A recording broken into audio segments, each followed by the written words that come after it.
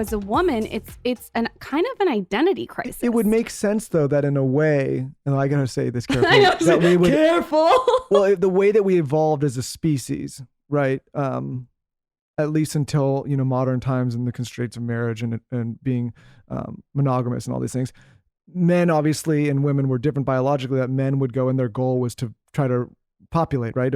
And to impregnate. And with that, you could basically do that with multiple partners, but with a woman, obviously, like once you're impregnated, again, I gotta be careful. This is say 9 months of, you can't be impregnated again, right? Like it's there. And so I think like men evolved, if they notice another woman that was already pregnant, in a way, biologically, you're just like, oh, I can't, that's not somebody that I can mate with.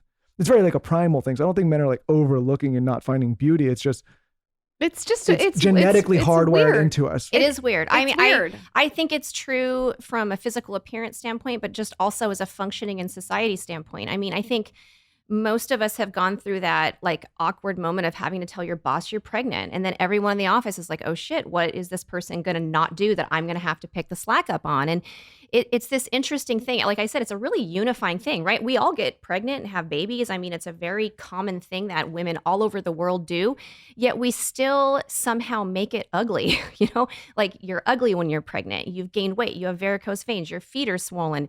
Men don't find you attractive. And not only that, you're a crappy worker. We don't want you at your job either. I mean, it's a really weird thing to go through. It's honestly, and I've said this a lot, you can be simultaneously really grateful that you're pregnant, but also have a mindfuck identity crisis. Absolutely. I mean, we can live in a world where both those things are true. Yes. And, women are often put in these boxes where we're told that you should just be grateful to have a baby and not worry about those things.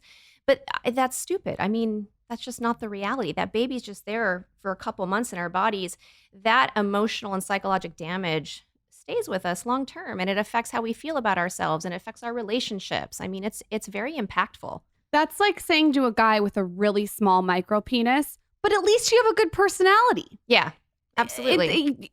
You can want to look hot and sexy and also be a great mother and also love your baby and be grateful you got pregnant. I don't get why we can't be multifaceted like that. Yeah. So anyways, that brings me to the mommy makeover thing. I think that it's so amazing that you're doing this and empowering people. I cannot wait.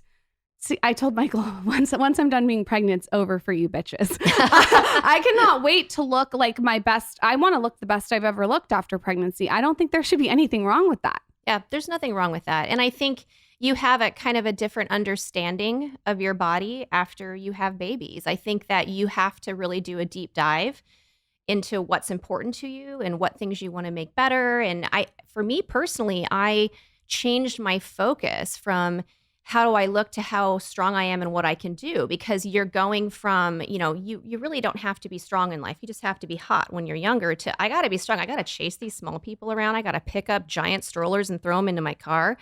My functionality and my strength and my ability to use my body is so much better now than it was before I had kids, but I'm certainly not as small and as hot and sexy as I was before I had kids. I mean, it's an interesting thing. And you're right. You have to do a deep dive into your head and kind of deal with all of these issues, because trust me, they're going to deal with you if you don't think about it. I agree. So let's say I come into your office and I just had a baby.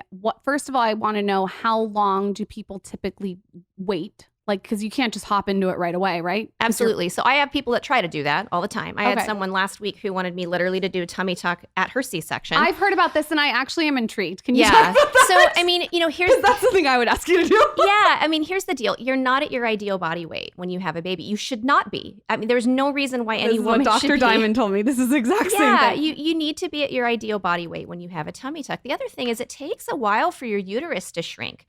Some people it shrinks very quickly, but most people it takes several weeks for your uterus to shrink. I cannot get your belly as tight and get you the result you deserve if you do it at the same time as your C-section.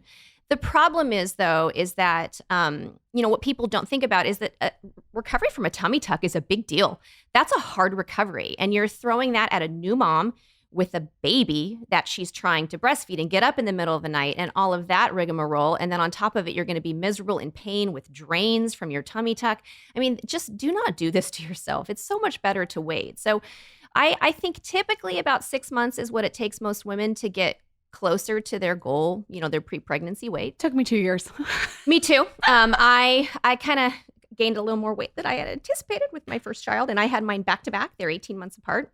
Wow. So, just be honest and kind to your body. I mean, you'll get there, just don't push it. And when you get to a weight that you're happy with, and sometimes you need to refocus your goal. We all are not going to be 21 again. So, I was 115 pounds when I was 21. I am not going to be 115 pounds again. That's just not reality. So you have to be honest with what your goals are, do things that are safe and healthy to get there. And then when you're there, we can say, hey, is this something that we need to fix with surgery? Or is this something that's going to get better if I just work out, do whatever I need to do?